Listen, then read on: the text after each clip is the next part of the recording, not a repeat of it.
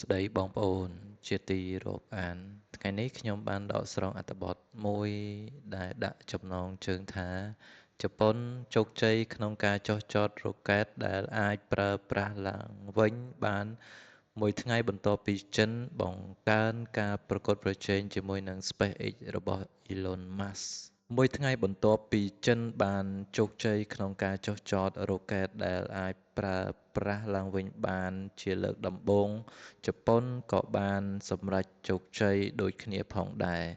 ភ្នាក់ងារអវកាសជាតិជប៉ុនបានប្រកាសផ្លូវការថាខ្លួនបានបញ្ចប់ដោយ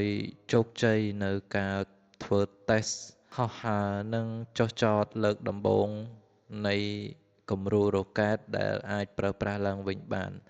នេះគឺជាជំហានដ៏សំខាន់មួយក្នុងការកាត់បន្ថយថ្លៃដើមនៃការបាញ់បង្ហោះយានអវកាសរ៉ុកែតគំរូនេះបានហោះចេញពីទីតាំងសាកល្បងនៅក្នុងទីក្រុង Nozoiro ខេត្តអាគីតារបស់ប្រទេសជប៉ុន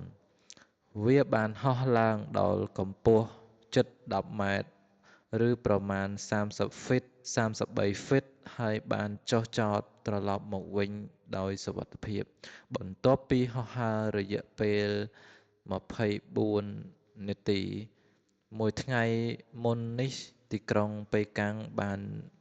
ជោគជ័យក្នុងការចុះចតរ៉ុកែតដែលអាចប្រើប្រាស់ឡើងវិញបានផងដែរសមិទ្ធផលនេះបានចាត់ទុកថាជាចំណុចសំខាន់មួយក្នុងកិច្ចខិតខំប្រឹងប្រែងរបស់ចិនដើម្បីកាត់បន្ថយការចំណាយលើការបាញ់បង្ហោះនិងពង្រីកសមត្ថភាពលើវិស័យអវកាសភាពជោគជ័យស្របគ្នារបស់ជប៉ុននិងចិនបានបង្ហាញពីការកើនឡើងនៃការប្រកួតប្រជែងនៅអាស៊ីក្នុងការប្រកួតប្រជែងជាមួយនឹងសហរដ្ឋអាមេរិកលើវិស័យបច្ចេកវិទ្យារ៉ុកែតដែលអាចប្រើប្រាស់ឡើងវិញបានបច្ចុប្បន្នវិស័យនេះកំពុងត្រូវបានដឹកនាំដោយក្រុមហ៊ុន SpaceX របស់ Elon Musk និង Blue Origin របស់ Jeff Bezos រ៉ុកែតដែលអាចប្រើប្រាស់ឡើងវិញបានត្រូវបានរចនាឡើងឲ្យត្រឡប់មកផែនដីដោយសុវត្ថិភាពបន្ទាប់ពីការបាញ់បង្ហោះនិងអនុញ្ញាតឲ្យវាប្រើប្រាស់ឡើងវិញ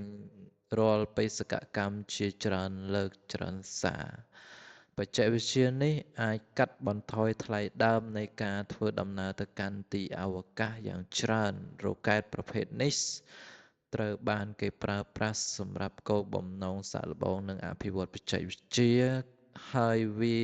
បង្កើតការផ្លាស់ប្ដូរយ៉ាងខ្លាំងពីរ៉ុកែតប្រើប្រាស់តែម្ដងដែលជាធម្មតាបំណែករបស់វានឹងធ្លាក់ចូលសមុទ្រឬឆេះក្នុងអវកាស